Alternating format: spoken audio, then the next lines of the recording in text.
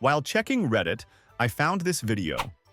At first, I thought that it was some kind of ad, but more I was looking at it and more I was starting to understand that this was a real Clash of Clans scenery. The comments confirmed it for me. It seemed that this came from the Chinese version of Clash of Clans. So I continued scrolling until I found this time an image. This image. Clash of Clans in China has skins for town halls. My mind was blown. Why don't we have town hall skins? And mostly, what other differences are there that we don't know about? So I decided to go deeper and did some research, found out there are a ton of differences between our Clash of Clans and the Chinese version of it. But before checking the differences, we need a context to understand why they are there in the first place. Long story short, in 2016, Tencent, the biggest and richest mobile gaming company in the world, bought 84.1% of Supercell. Back then, Chinese players were on the same global server with us, so basically, they had the same version of Clash of Clans as we did. But in 2021, due to Chinese regulations, Tencent decided to put them on a different server and manage it by themselves. In a few words, they created a private server party. This way, Tencent had the opportunity to add and modify things that in the rest of the world wouldn't work or wouldn't be received well by the community. Now that we know why, let's see what was modified. The most important aspect is for sure the monetization system. They have not one, not two, but 4 additional currencies inside the game besides the ones we have already. Since Chinese laws are strict with in-game purchases, they had to be smart to make players spend money. First, they added tickets that you buy with real money, use them to buy gems, which will buy you things inside the game. Tricky, right? Second, they have gold tokens, used as an alternative to Clan War League medals to buy hammers and other staff from the Clan War League shop. Third, they have prosperity points. You gain those points by not rushing your village.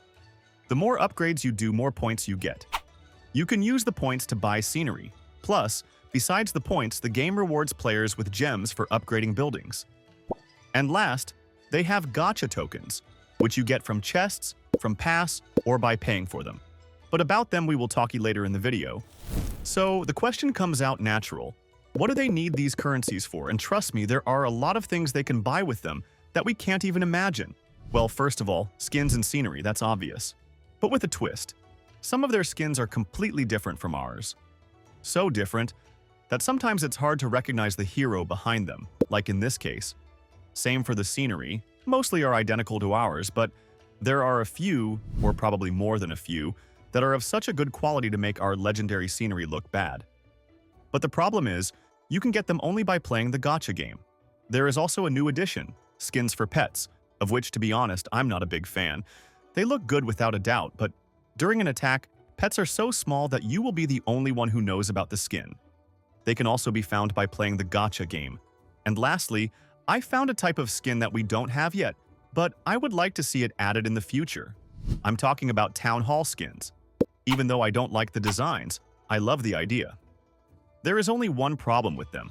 From what I discovered, they are the same for all town halls, so when attacking, it will be hard to understand what level the town hall in front of you is. Players would have to look for defense designs to have an answer. Plus, these skins can also be found by playing the gacha game. As we can see, the best skins in-game can be found only by playing the gacha game. So, in case you never heard of it, it is a system mostly popular in Asian countries as China, Korea, or Japan, and it consists in a lottery where you pay with in-game currencies to open a pack or loot box. But the downside is that what comes out of them is totally random, making this type of games very addictive and expensive for players. To make you understand better, we have similar systems in Hearthstone or Pokemon TCG Pocket. Now, back to us.